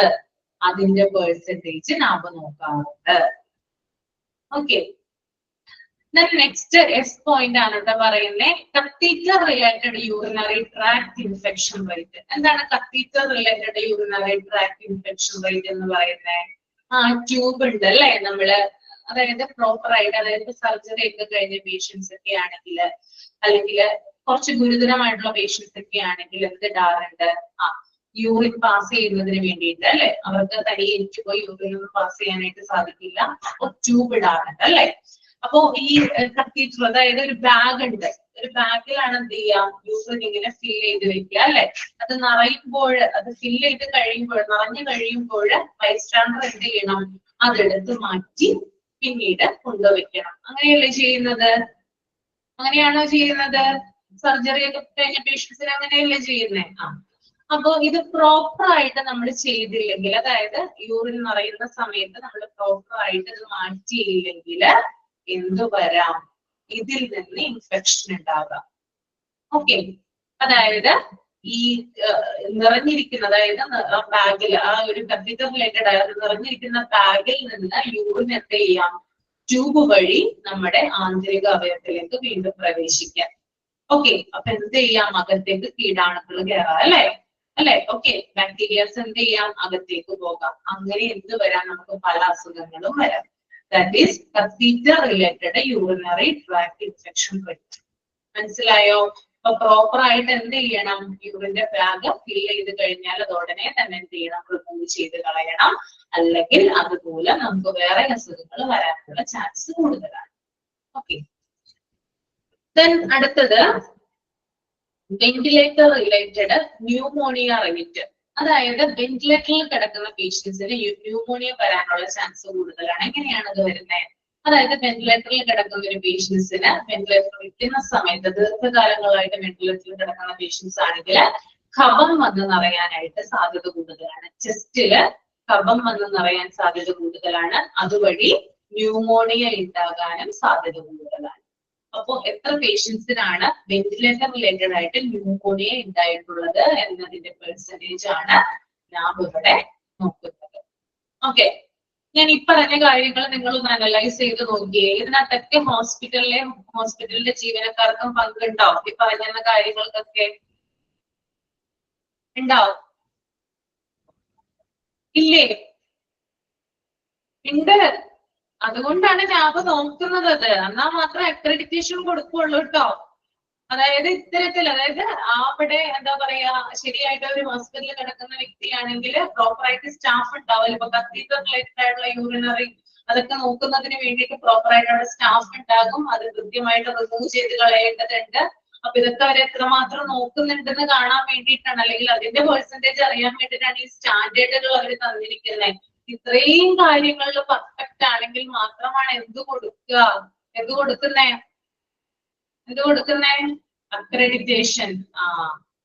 അക്രഡിറ്റേഷൻ കൊടുക്കുന്നത് കേട്ടോ. അതുപോലെ തന്നെ next one, central line related blood stream infection. അതായത് സെൻട്രൽ ലൈൻ എന്ന് പറഞ്ഞാൽ അതായത് ഒരുതരം ട്യൂബാണത്. ആ ട്യൂബ് അതായത് നമ്മൾ ഒറ്റ തവണ ക്യാനുവല കുത്തുന്നത്, അതായത് പല തവണകളായിട്ടായിരിക്കും നമ്മൾ എന്ത് ചെയ്യുന്നത്, ക്യാനുവല കുത്തിയിട്ട് ബ്ലഡ് ഒക്കെ എടുക്കുന്നതും അതുപോലെ ഇഞ്ചക്ഷൻസും മറ്റുള്ള കാര്യങ്ങളൊക്കെ കയറ്റുന്നത് അല്ലെ, മരുന്നുകൾ പോലുള്ള കാര്യങ്ങളൊക്കെ നമ്മൾ കൊടുക്കുന്നത്. അപ്പൊ പലതവണ ഇങ്ങനെ കാനുവല കുത്തുന്നതിന് പകരമായിട്ട് എന്ത് ചെയ്യാം, നമ്മുടെ ചെസ്റ്റ് ഉണ്ട്, അതുപോലെ ത്രോട്ട് ഉണ്ട്, ആമുണ്ട്. അപ്പൊ ഈ ഒരു സൈഡിലായിട്ട് എന്ത് ചെയ്യും, ഈ ഒരു സെൻട്രൽ ലൈൻ എന്ന് പറയുന്ന ആ ഒരു ട്യൂബ് ഇടും. ആ ട്യൂബ് വഴി എന്ത് ചെയ്യും, മരുന്നുകളും കാര്യങ്ങളൊക്കെ കൊടുക്കാറുണ്ട്. അപ്പൊ അതിൽ നിന്ന് എത്രമാത്രം ഇൻഫെക്ഷൻസ് ആണ് രോഗിക്ക് ഉണ്ടാകുന്നതെന്നാണ് അവിടെ പറയുന്നത് കേട്ടോ. ഓക്കെ, ഒന്നുകൂടി ഞാൻ പറയാം. നമ്മുടെ ചെസ്റ്റ്, അതുപോലെ തന്നെ ത്രോട്ട്, പിന്നെ അതുപോലെ നമ്മുടെ ഈ ഒരു ഭാഗത്ത് എവിടെയെങ്കിലും, എനിക്ക് തോന്നുന്നു ഈ ഒരു ഭാഗത്താണ് കൂടുതലും, ഒരു ട്യൂബ് ഇടും. പലതവണ കാനുവല കയറ്റുന്നതിന് പകരമായിട്ടാണ് ഒറ്റ തവണ ഈ ട്യൂബ് ഇടുന്നത്. ഈ ട്യൂബ് വഴി എന്ത് ചെയ്യും, പലതരത്തിലുള്ള മരുന്നുകള് അതുപോലെ തന്നെ ലിക്വിഡ് ആയിട്ടുള്ള കാര്യങ്ങളൊക്കെ കൊടുക്കാറുണ്ട്. അപ്പൊ അതുവഴി എത്രമാത്രം ഇൻഫെക്ഷൻ ഉണ്ടാകുന്നുണ്ട് എന്നതിന്റെ റേറ്റ് ആണത് കേട്ടോ. ഓക്കെ, അടുത്തത് ഹാൻഡ് ഹൈജീൻ കംപ്ലൈൻസ് റേറ്റ് ആണ്. അതായത് കൈ കഴുകുന്നതുമായി ബന്ധപ്പെട്ടിട്ട്, അതായത് എത്ര പേര് ഇപ്പൊ വരുന്ന സ്റ്റാഫുകളാണെങ്കിലും അതുപോലെ അവിടെ നിൽക്കുന്ന ബൈസ്റ്റാൻഡേഴ്സ് ഒക്കെ ആണെങ്കിലും എത്രമാത്രം ആളുകളാണ് നന്നായിട്ട് കൈ കഴുകുന്നത് അല്ലെ, പ്രോപ്പർ ആയിട്ട് എങ്ങനെ കൈ കഴുകാം. അപ്പൊ അതിന്റെ റേറ്റ്, അതായത് കൈ കഴുകുന്നതുമായി ബന്ധപ്പെട്ട് ഹാൻഡ് ഹൈജീനുമായി ബന്ധപ്പെട്ടിട്ടുള്ള കംപ്ലൈൻസിന്റെ റേറ്റ് നോക്കാറുണ്ട്. അതുപോലെ തന്നെ percentage of rescheduling of surgeries. അതായത് ഒരു പേഷ്യന്റിന് സർജറി ഫിക്സ് ചെയ്തു എന്ന് വിചാരിക്കാം. ഓക്കെ, ഇപ്പൊ ഇന്നത്തേക്കാണ് സർജറി ഫിക്സ് ചെയ്തത്. ഓക്കെ, പെട്ടെന്ന് തന്നെ ചിലപ്പോൾ ഡോക്ടേഴ്സിന്റെ അവൈലബിലിറ്റി ഇല്ലാത്തത് കൊണ്ടായിരിക്കാം ചിലപ്പോൾ സർജറി മാറ്റേണ്ടി വരുന്നു, അല്ലെങ്കിൽ എന്തെങ്കിലും ഒരു സാങ്കേതിക തകരാറ് കൊണ്ട് എന്ത് ചെയ്യാം, ചിലപ്പോൾ സർജറി മാറ്റേണ്ടി വരാം. അപ്പൊ സർജറി അടുത്ത ദിവസത്തേക്ക് എന്ത് ചെയ്യുന്നു, റീഷെഡ്യൂൾ ചെയ്യുന്നു. അപ്പൊ അതിന്റെ പെർസെന്റേജ് നോക്കാറുണ്ട്. അതായത് ശരിയായി നടത്തേണ്ട സർജറി ഒരു ദിവസമാണെങ്കിൽ ഇന്നാണ് നടത്തേണ്ടതെങ്കിൽ അത് പകരം വേറൊരു ദിവസത്തേക്ക് ആക്കും. That is rescheduling surgeries. അപ്പൊ അതിന്റെ പെർസെന്റേജ് എത്രമാത്രം അങ്ങനെ അവിടെ നടക്കാറുണ്ട്. വല്ലപ്പോഴും ആണെങ്കിൽ ഓക്കെ, എപ്പോഴും സർജറി മാറ്റുക അല്ലെങ്കിൽ എന്തെങ്കിലും കാരണങ്ങൾ കൊണ്ട് സർജറീസ് തുടരെ മാറ്റിവെക്കുക എന്നൊക്കെ പറഞ്ഞാല് അത് ഹോസ്പിറ്റലിനെ ബാഡ് ആയിട്ട് എഫക്ട് ചെയ്യുന്ന കാര്യങ്ങളാണ്. ഓക്കെ, അടുത്തത് turn around time for issue of blood and components. അതുപോലെ തന്നെ മറ്റൊരു കാര്യമാണ്, അതായത് ബ്ലഡ് ബാങ്കിലേക്ക് എന്ത് ചെയ്യാറുണ്ട്, നമ്മള് ബ്ലഡ് കൊണ്ടുപോകാറുണ്ട് അല്ലെ, പലതരത്തിൽ, അതായത് പേഷ്യൻസിൽ നിന്ന് എന്ത് ചെയ്യാറുണ്ട്, കളക്ട് ചെയ്തിട്ട് അത് ബ്ലഡ് ബാങ്കിൽ കൊണ്ടുപോയി കൊടുക്കാറുണ്ട്. അപ്പൊ എത്ര സമയം എടുത്തിട്ടാണ് നമ്മൾ ഈ ബ്ലഡ് ശേഖരിച്ചിട്ട് അത് ബ്ലഡ് ബാങ്കിൽ കൊണ്ടുവന്ന് എത്തിക്കുന്നത്, അതിന്റെ പെർസെന്റേജ് നോക്കുന്നു. മനസ്സിലായോ? ക്ലിയർ ആണോ? Turn around time for issue of blood and components കേട്ടോ. Nurse patient ratio for ICU and wards. അതുപോലെ തന്നെ നമുക്കറിയാം, നിങ്ങൾ പെർസെന്റേജ് പഠിച്ചിട്ടുണ്ടോന്ന് എനിക്കറിയില്ല. ഇത്ര നഴ്സിന് ഇത്ര പേഷ്യന്റ് ആണ്, അല്ലെങ്കിൽ ഇത്ര പേഷ്യൻസിന് ഇത്ര നഴ്സ് എന്നുള്ള ഒരു റേഷ്യോ ഉണ്ട്. 1:1 and 1:2 ആ ഒരു റേഷ്യോ ഉണ്ട് അല്ലെ. അപ്പൊ ICUയിലും വാർഡ്സിലും എത്രയാണ് നഴ്സിന്റെയും പേഷ്യന്റിന്റെയും റേഷ്യോ എത്രയാണ് വരുന്നത്, അതിന്റെ പെർസെന്റേജ് നമ്മൾ നോക്കിക്കാണാറുണ്ട്. Okay, next one is that ആണ് ഇപ്പൊ പറയുന്നത് waiting time for out patient consultation. Out patient consultation എന്ന് പറയുന്നത് നമുക്കറിയാം, ആളുകൾ പുറത്തുനിന്ന് വരുന്നു, ചികിത്സ തേടുന്നു, തിരിച്ചു വീട്ടിലേക്ക് പോകുന്നു അല്ലെ. ഇതിനെയാണ് ഔട്ട് പേഷ്യന്റ് കൺസൾട്ടേഷൻ എന്ന് പറയുന്നത്. ഔട്ട് പേഷ്യന്റ് കൺസൾട്ടേഷന് വേണ്ടിയിട്ട് എത്രമാത്രം ആണ് പേഷ്യൻസ് വെയിറ്റ് ചെയ്യുന്നത് അതിന്റെ പെർസെന്റേജ് ആണ് ഇവിടെ നോക്കുന്നത്. ഓക്കെ, ദെൻ ഡബിൾ എ ആണ് പറയുന്നത് വെയിറ്റിംഗ് ടൈം ഫോർ ഡയഗ്നോസ്റ്റിക്സ്. എത്ര സമയം എടുത്തിട്ടാണ് രോഗനിർണയം നടത്തുന്നത്? രോഗനിർണയം നമുക്കറിയാം, ബ്ലഡ് ടെസ്റ്റ് വഴി നടത്താം, എക്സ്റേ വഴി, അങ്ങനെ പല ഇതിലും നമുക്ക് നടത്താം അല്ലെ. അപ്പോ അതിന് എത്ര സമയം എടുക്കുന്നുണ്ട്? ഡയഗ്നോസ്റ്റിക്സിന് വേണ്ടിയിട്ട് എത്ര സമയമാണ് എടുക്കുന്നത്? Then stop out rate of emergency medication. അതുപോലെ തന്നെ എമർജൻസി മെഡിക്കേഷൻ, അഡ്രിനാലിൻ പോലുള്ള എമർജൻസി മെഡിസിൻസ് ഒക്കെ എന്താണ് എപ്പോഴും നമ്മുടെ മെഡിക്കൽ അല്ലെങ്കിൽ ഹോസ്പിറ്റൽ മെഡിക്കൽ സ്റ്റോറിൽ ലഭ്യമായിരിക്കണം. അപ്പോ അതിന്റെ റേറ്റ് എത്രയാണ്? അല്ലെങ്കിൽ എമർജൻസി മെഡിക്കേഷൻസ് അവിടെ സുരക്ഷിതമായിട്ട് വെച്ചിട്ടുണ്ടോ? അത് സ്റ്റോക്ക് തീർന്നു പോകാതെ അവിടെ സ്റ്റോക്ക് ചെയ്ത് വെച്ചിട്ടുണ്ടോ? അതിന്റെ റേറ്റ് ആണ് ഇവിടെ നോക്കുന്നത്. ചില ഹോസ്പിറ്റലൊക്കെ ചില സമയത്ത് ഇതിന്റെ സ്റ്റോക്ക് ഒക്കെ തീർന്നു പോകാറുണ്ട്. അപ്പൊ അതൊക്കെ നാബ് നോക്കും, ഏതെങ്കിലും സമയത്ത് ഇതൊക്കെ തീർന്നു പോയിട്ടുണ്ടോ എന്നൊക്കെ നോക്കാറുണ്ട് കേട്ടോ. ദെൻ അടുത്തത് ഡബിൾ സി ആണ് പേഷ്യന്റ് ഫാൾ റേറ്റ്. അതായത് വരുന്ന പേഷ്യൻസ് അല്ലെങ്കിൽ ഇൻഡോർ പേഷ്യൻസ് ആയിക്കൊള്ളട്ടെ ഔട്ട്ഡോർ പേഷ്യൻസ് ആയിക്കൊള്ളട്ടെ, വരുന്ന പേഷ്യൻസിൽ എത്ര പേര് ഹോസ്പിറ്റലിനകത്ത് വീഴുന്നുണ്ട്, ഫാൾ റേറ്റ് എത്രയാണെന്നാണ് പറയുന്നത്. ചില കാര്യങ്ങൾ കൊണ്ട് വീഴാം അല്ലെ. ചിലപ്പോൾ രോഗി വരുന്ന സമയത്ത് ഇപ്പൊ ശരിയായിട്ട് ചിലപ്പോൾ സ്ട്രെച്ചറിലായിരിക്കാം കൊണ്ടുവരേണ്ടത്, അല്ലെങ്കിൽ വീൽ ചെയറിലായിരിക്കാം കൊണ്ടുവരേണ്ടത്. നടന്നൊക്കെ കൊണ്ടുവന്നു കഴിഞ്ഞാൽ പേഷ്യന്റ് ചിലപ്പോൾ തലകറക്കം പോലുള്ള കാര്യങ്ങളൊക്കെ ഉണ്ടായിട്ട് എന്ത് ചെയ്യാം, പേഷ്യന്റ് അവിടെ വെച്ച് വീണു പോകാം. അതുപോലെ തന്നെ ബൈസ്റ്റാൻഡർ ഇല്ലാത്ത കേസുകളൊക്കെ ആണെങ്കിൽ, എന്തോ പേഷ്യന്റ് ആണെങ്കിൽ ബാത്റൂമിലൊക്കെ പോകുന്ന സമയത്ത് ചിലപ്പോൾ തെന്നി വീഴാനുള്ള സാധ്യത കൂടുതലാണ്. ഓക്കെ, അപ്പൊ അത്തരത്തില് പേഷ്യന്റ് വീഴുന്ന നിരക്ക് എത്രയാണ്, അതിന്റെ പെർസെന്റേജ് എത്രയാണെന്ന് നാം നോക്കി കാണുന്നുണ്ട്. അടുത്തത് ഡബിൾ ഡി ആണ് incidents of needle stick injuries. Incidents of needle stick injuries എന്ന് പറഞ്ഞാൽ എന്താ? എന്തെങ്കിലും പിടിയുണ്ടോ നിങ്ങൾക്ക്? ഒന്ന് കമന്റ് ചെയ്തേ.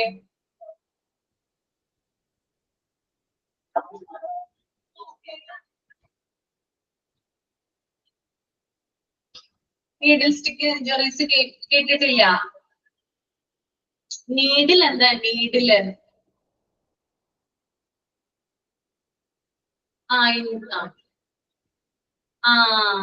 സിറഞ്ച് വഴി എന്ത് വരാറുണ്ട്?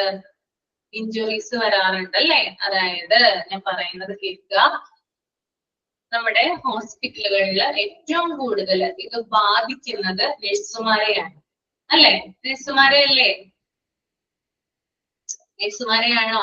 അതെ, പേഷ്യൻസിനെയും ബാധിക്കാം, എന്നാൽ ഏറ്റവും കൂടുതൽ ബാധിക്കുന്നത് നഴ്സുമാരെയാണ്. അതായത് സിറഞ്ചൊക്കെ വഴി നമ്മൾ സൂചി അതായത് നമ്മൾ കുത്തിവെക്കില്ലേ, ഇപ്പോ എന്തെങ്കിലും ബ്ലഡ് എടുക്കുന്നതുമായി ബന്ധപ്പെട്ട കാര്യത്തിനോ, അല്ലെങ്കിൽ നമ്മൾ ഇഞ്ചക്ഷൻ ഡയറക്റ്റ് ത്രൂ ഇഞ്ചക്ഷൻ ചെയ്യുന്നതോ, അല്ലെങ്കിൽ നമ്മൾ കാനുല ഇട്ട് കഴിഞ്ഞാൽ അത്ര സേഫ് ആണ്, കുഴപ്പമില്ല. അല്ലാതെ നമ്മൾ ഡയറക്റ്റ് ആയിട്ട് എന്ത് ചെയ്യാറുണ്ട്, നീഡിൽ ഇട്ടിട്ട് എന്ത് ചെയ്യാറുണ്ട്, കുത്തിവെക്കാറുണ്ട് അല്ലെ. ഓക്കെ, ഇങ്ങനെ ഇഞ്ചക്ഷൻ ചെയ്യുന്ന സമയത്ത് എന്ത് ചെയ്യാം, ചില സമയത്ത് പേഷ്യന്റിന്റെ ബ്ലഡ്, അതായത് കുത്തിവെക്കുന്ന ഡയറക്റ്റ് ആയിട്ട് കുത്തിവെക്കുന്ന സമയത്ത് പേഷ്യന്റിന്റെ ബ്ലഡ് ചിലപ്പോ നഴ്സുമാരുടെ സ്കിന്നിലോ അല്ലെങ്കിൽ കണ്ണിലോ തെറിക്കാം.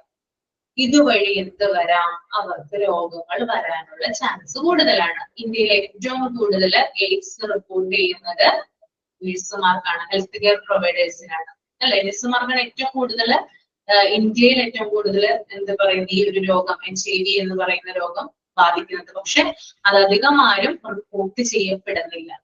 അത് എന്താണ്, മറച്ചു വെക്കുവാണ് വിവരങ്ങളൊക്കെ, അധികം ഡിസ്ക്ലോസ് ചെയ്യുന്നില്ല കേട്ടോ. ആ ഒരു വിവരമുണ്ട്. അതായത് ഇത്തരത്തില് ഇങ്ങനെയാണ്, അതായത് ഇങ്ങനെയുള്ള കാര്യങ്ങളൊക്കെ ചെയ്യുന്നത് പേഷ്യന്റിലോട്ട് ഡയറക്റ്റ് ആയിട്ട് നമ്മൾ കുത്തിവെക്കുന്നതൊക്കെ വഴി അവരുടെ ബ്ലഡ് സ്ട്രീം അല്ലെങ്കിൽ ആ ബ്ലഡ് കണ്ണിൽ തെറിക്കാം, അല്ലെങ്കിൽ നമ്മുടെ ഈ ഫേസിലോ അല്ലെങ്കിൽ കൈയുടെ ഏതെങ്കിലും ഭാഗത്തോ അങ്ങനെയൊക്കെ തെറിച്ചെന്ന് വരാം. അതുപോലെ തന്നെ സൂചി കുത്തുന്ന സമയത്ത് ചിലപ്പോൾ സൂചി തെന്നി മാറി നേഴ്സിന്റെ കയ്യിൽ കുത്തിക്കയറാം, അല്ലെങ്കിൽ കൈയുടെ ഭാഗത്ത് എവിടെയെങ്കിലും ഒക്കെ കുത്തിക്കയറാനുള്ള സാധ്യത കൂടുതലാണ്. ആ സൂചി ഇത് പേഷ്യന്റിനെ കുത്തിവെച്ചിട്ടുള്ള സൂചി എന്ത് വരും, ഇവരുടെ കയ്യിലോ അല്ലെങ്കിൽ കാലുകളിലോ ഒക്കെ കുത്തി തറച്ചു കൊള്ളാനുള്ള സാധ്യത കൂടുതലാണ്. അപ്പൊ അങ്ങനെയാണ് ഇത് പകരുന്നത്. ഓക്കെ, അപ്പൊ that is incidents of needle stick injuries. മനസ്സിലായോ? ക്ലിയർ അല്ലേ? അങ്ങനെയാണ് ഇൻഫെക്ഷൻ ആവുന്നത് കേട്ടോ. Okay. The next one, suitable handovers during shift change, separate for doctors and nurses. അതായത് കറക്റ്റ് ആയിട്ട്, അതായത് ഒരു എന്താ പറയാ ഷിഫ്റ്റ് ചേഞ്ച് ഒക്കെ ഉണ്ടാവുമല്ലോ, അതായത് ഡോക്ടേഴ്സും നഴ്സുമാരൊക്കെ ഷിഫ്റ്റ് ചേഞ്ച് ആകുന്ന സമയമൊക്കെ ഉണ്ടാകും. അപ്പൊ കറക്റ്റ് ആയിട്ട് കാലക്കുട്ടി തന്നെ എന്ത് ചെയ്യുക, അതൊക്കെ ഉറപ്പിച്ച് വെക്കുക. അതായത് ഇന്ന ദിവസം ഇന്ന ഡോക്ടറാണ്, ഇന്ന നഴ്സാണ്. അപ്പൊ കറക്റ്റ് ആയിട്ട് ഇപ്പൊ ഒരാളില്ലെങ്കിൽ തന്നെ അടുത്ത ആള് അത് ജോയിൻ ചെയ്യാനായിട്ട് റെഡി ആയിട്ട് നിൽക്കണം. കറക്റ്റ് ആയിട്ടുള്ള ഡീറ്റെയിൽസ് കൊടുക്കുക, ആരാണ് ഇന്നത്തെ ഷിഫ്റ്റിനുള്ളത്. അത് നഴ്സുമാർക്കും ഉണ്ട്, ഡോക്ടർമാർക്കും ഉണ്ട്. അപ്പൊ ഷിഫ്റ്റിനുള്ള കാര്യങ്ങൾ അത് കറക്റ്റ് ആയിട്ട് പ്രോപ്പർ ആയിട്ട് ചെയ്യുക, അതിന്റെ പെർസെന്റേജ് കേട്ടോ. ഡബിൾ എഫ് ആണ് പറയുന്നത്, compliance rate of medication prescription in capitals. അതായത് മെഡിക്കേഷൻ പ്രിസ്ക്രിപ്ഷൻ, അതായത് നമ്മുടെ ഡോക്ടേഴ്സ് കൊടുക്കുന്ന പ്രിസ്ക്രിപ്ഷൻസ് മനസ്സിലാവാതെ വരിക, അല്ലെങ്കിൽ ആ കൈയക്ഷരം മനസ്സിലാകാതെ വരിക. ഹാൻഡ് റൈറ്റിംഗ് മനസ്സിലാവോ ഡോക്ടറിന്റെ ഹാൻഡ് റൈറ്റിംഗ് ആർക്കെങ്കിലും മനസ്സിലാവോ? ചില ഡോക്ടേഴ്സിന്റെ മനസ്സിലാവോ അല്ലെ? എന്നാൽ പഴയ ചില ഡോക്ടേഴ്സ് ഉണ്ട്, അവരുടെ ഒന്നും ഹാൻഡ് റൈറ്റിംഗ് നമ്മൾക്ക് മനസ്സിലാകണം എന്നില്ല. അപ്പൊ അതിനകത്ത് കംപ്ലൈന്റ് വരാം. ശരിയായിട്ട് രോഗിക്ക് വായിച്ച് മനസ്സിലാക്കാൻ പറ്റില്ല, ദാറ്റ്സ് ഓക്കെ. പക്ഷെ ഫാർമസിസ്റ്റിന് പോലും കൺഫ്യൂഷൻ ഉണ്ടാകുന്ന രീതിയിൽ എഴുതുന്ന ഡോക്ടേഴ്സ് ഉണ്ട് ചിലവര്. അപ്പൊ അതിന്റെ കംപ്ലൈന്റ്സ് എന്താണ്? ഈ മെഡിക്കേഷൻ പ്രിസ്ക്രിപ്ഷനിൽ വരുന്ന തെറ്റുകളൊക്കെ ഉണ്ടാകുന്നത്, അതായത് തെറ്റുകൾ എന്ന് പറയുന്നത് ഈ ഒരു ഹാൻഡ് റൈറ്റിംഗ് മനസ്സിലാക്കി വയ്ക്കാൻ പറ്റാത്തതിന്റേതാണ് കേട്ടോ. അപ്പൊ അത്തരത്തിൽ എത്രമാത്രം കംപ്ലൈന്റുകൾ ഉണ്ട് ഹാൻഡ് റൈറ്റിംഗിനെ കുറിച്ച്, ദാറ്റ് ഈസ് കംപ്ലൈന്റ്സ് റേറ്റ്. ഇപ്പോൾ സിസ്റ്റത്തിലാണല്ലോ ഓടിച്ചിരുന്നത്, ശരിയാണ്. ഓക്കെ.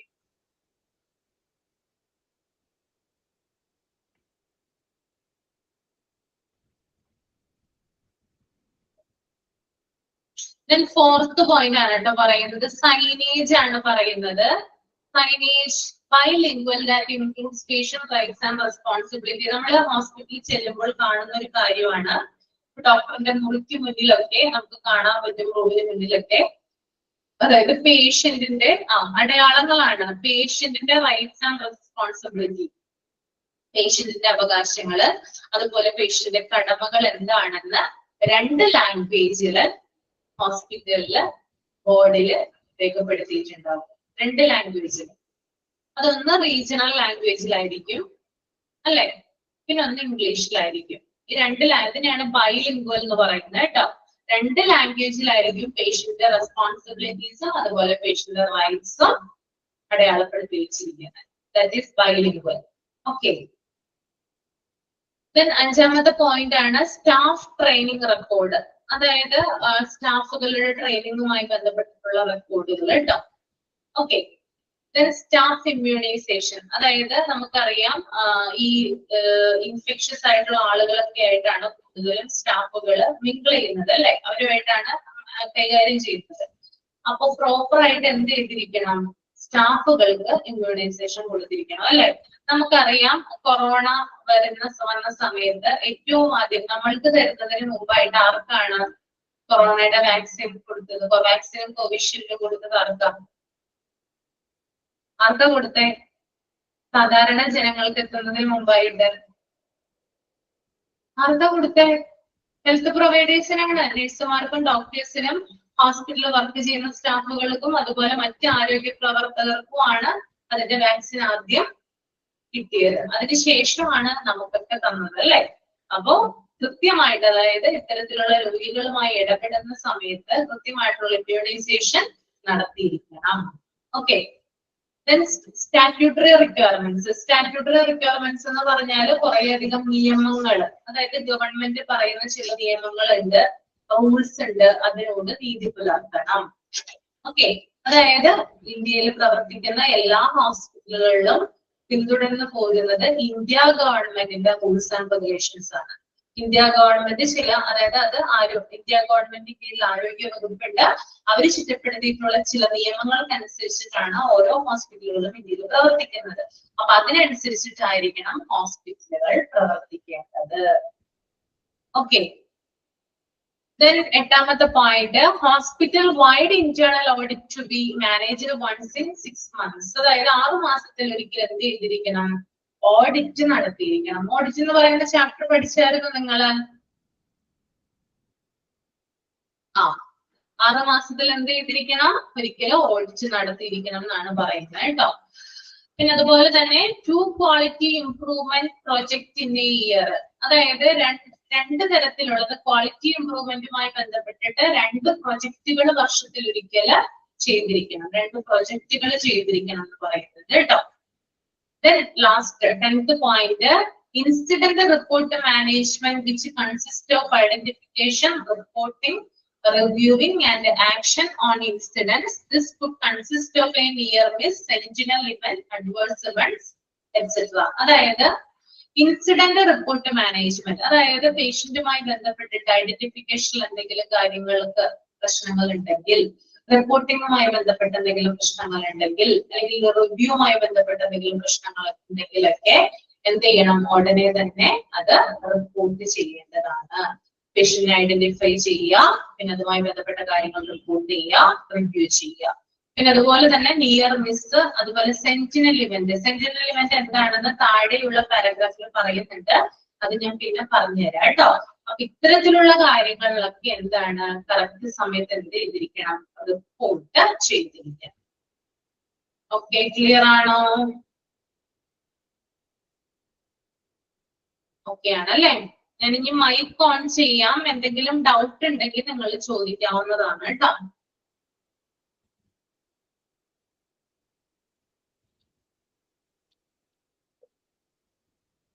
പോയിന്റ് എമ്മോ കേട്ടോ.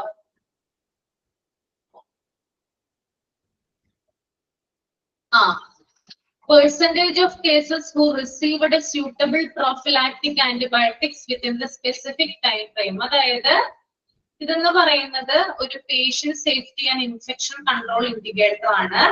സർജറിക്കോ അല്ലെങ്കിൽ പ്രത്യേക ചികിത്സയ്ക്കോ മുമ്പ് രോഗികൾക്ക് ശരിയായ ആന്റിബയോട്ടിക് ശരിയായ സമയപരിധിക്കുള്ളിൽ നൽകിയിട്ടുണ്ടോ എന്ന് നോക്കുന്നത്. ചില പേഷ്യൻസിന് സർജറിക്ക് കൊണ്ടുപോവാം, അല്ലെങ്കിൽ സ്പെഷ്യൽ ട്രീറ്റ്മെന്റ് കൊണ്ടുപോവാം. അപ്പൊ ആ സമയത്തിന് മുമ്പായിട്ട് എന്ത് ചെയ്തിരിക്കണം? ആന്റിബയോട്ടിക്സ് കൊടുത്തിരിക്കണം. ആന്റിബയോട്ടിക്സ് കൊടുത്തിരിക്കുന്നത് ശരിയായിട്ടുള്ള സമയപരിധിക്കുള്ളിലാണോ എന്ന് നോക്കുന്നതാണ് കേട്ടോ.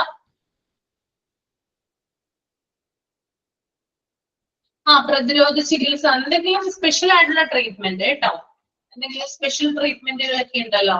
ഇപ്പൊ മൈനർ സർജറി പോലുള്ള കാര്യങ്ങള്, അങ്ങനെയുള്ള കാര്യങ്ങളൊക്കെ ഇല്ലേ? ചില പ്രൊസീജിയേഴ്സ് ഒക്കെ നടത്താറില്ലേ? പല പല ഉപകരണങ്ങളൊക്കെ ഉപയോഗിച്ച് ചില ചികിത്സകളൊക്കെ നടത്താറില്ലേ? അപ്പൊ അതിനൊക്കെ മുമ്പായിട്ട് കേട്ടോ ആന്റിബയോട്ടിക്സ് കൊടുത്തിരിക്കണം എന്നാണ് പറയുന്നത്. എൻ വേണോ? എൻ. ഓക്കെ, അത് എളുപ്പമല്ലേ? Percentage of surgeries where the organization procedure to prevent hostile events like wrong side, wrong patient and wrong surgery have been adhered to. അതായത് ഈ സർജറിക്ക് കൊണ്ടുപോകുന്ന പേഷ്യൻസിൽ എത്ര പേർക്ക്, അതായത് സർജറിയുടെ സൈറ്റ് മാറിപ്പോവുക, സ്ഥലം, പ്ലേസ് മാറിപ്പോവുക, ഓപ്പറേഷൻ തിയേറ്ററിലേക്ക് കൊണ്ടുപോകുന്നതിന് പകരം വേറെ ഏതെങ്കിലും ഒരു സ്ഥലത്തേക്ക് കൊണ്ടുപോവുക. പിന്നെ റോങ് പേഷ്യന്റ്, സർജറിക്ക് കൊണ്ടുപോകുന്ന പേഷ്യൻസിനെ തമ്മിൽ മാറിപ്പോവുക. റോങ് സർജറി, റോങ് സർജറി എന്ന് പറയുന്നത് തെറ്റായിട്ടുള്ള പാർട്ടിൽ സർജറി ചെയ്യുക. ഹെഡിനാണ് സർജറി ചെയ്യുന്നതെങ്കിൽ അബ്ഡോമന്റെ ഭാഗത്ത് സർജറി ചെയ്ത് വെക്കുക. അങ്ങനെയുള്ള തെറ്റായിട്ടുള്ള കാര്യങ്ങൾ ചെയ്യുക. ഓക്കെ, മനസ്സിലായോ? ഓക്കെ ആണോ? ഓക്കെ,